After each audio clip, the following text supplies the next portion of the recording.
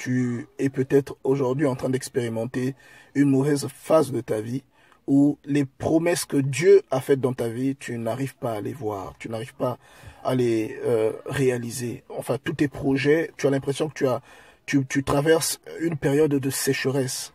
C'est important, quelquefois, la sécheresse dans la vie parce que ça nous permet de développer notre intimité avec Dieu. Mais l'Esprit de Dieu nous donne également le discernement pour constater et pour voir la nature de cette sécheresse. Est-elle une épreuve ou est-elle une malédiction? Nous devons discerner ces deux côtés. Et d'autre part, très peu d'entre nous ont développé une relation intime avec Dieu. À part le fait d'aller à l'église, beaucoup de personnes pensent que aller à l'église suffit à développer une intimité avec Dieu. Bien-aimé dans le Seigneur, ce n'est pas parce que une branche arrachée d'un arbre ressemble à une branche de manguier que cette branche portera du fruit.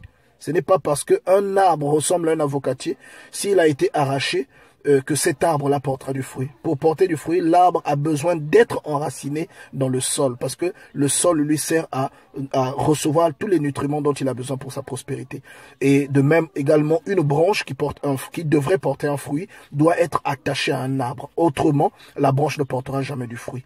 Et c'est dommage, parce que les chrétiens, aujourd'hui, peuple de Dieu, ressemblent à des revolvers qui ne sont pas du tout chargés.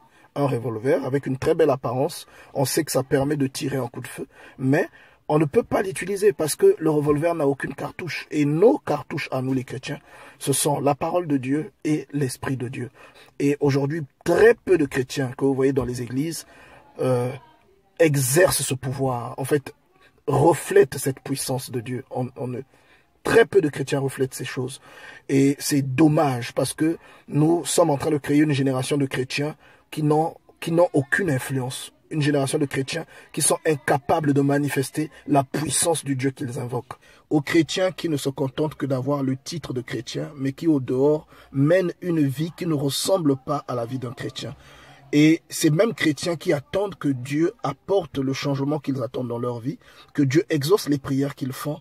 Bien-aimés, j'aimerais vous poser une question. Comment voulez-vous qu'une branche qui est en dehors de l'arbre, même si elle est reconnaissable, vous voyez, si une branche de manguier est arrachée, lorsque vous la regardez, vous voyez que c'est une branche de manguier. Mais comment pouvez-vous espérer que cette branche de manguier porte du fruit alors qu'elle n'est pas attachée à l'arbre? C'est une impossibilité. Aujourd'hui, l'Église est en train de créer beaucoup de chrétiens frustrés. L'Église est en train de créer des chrétiens envieux parce qu'on nous prêche la prospérité, on nous prêche la domination, on nous prêche la richesse, mais on oublie de nous donner la clé, on oublie de nous parler de la sainteté, on oublie de nous parler de la sanctification, on oublie de nous parler de l'investissement spirituel et de l'intimité personnelle avec Dieu. On oublie de nous parler de toutes ces choses. Vous êtes l'arme la plus performante de l'univers. Pourquoi? Parce que vous êtes la maison de Dieu. Dieu est un être extraordinaire. Si Dieu habite en vous, vous devenez extraordinaire. Arrêtez d'être des chrétiens qui ressemblent à des pistolets qui ne sont pas chargés.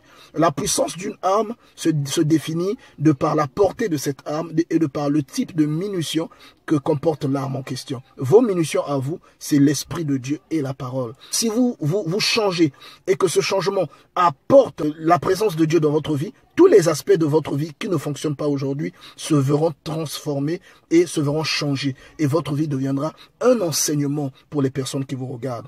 Dieu vous a envoyé sur cette terre, non pas pour que vous accompagniez les autres. Il vous a envoyé pour que vous marquiez votre époque. Il vous a envoyé, même si ce n'est pas d'une envergure nationale ou internationale, au sein de votre famille, parmi vos amis, vous devez être une personne distinguée. Vous devez faire naître de la valeur en vous. Les gens doivent ressentir une particularité en votre présence.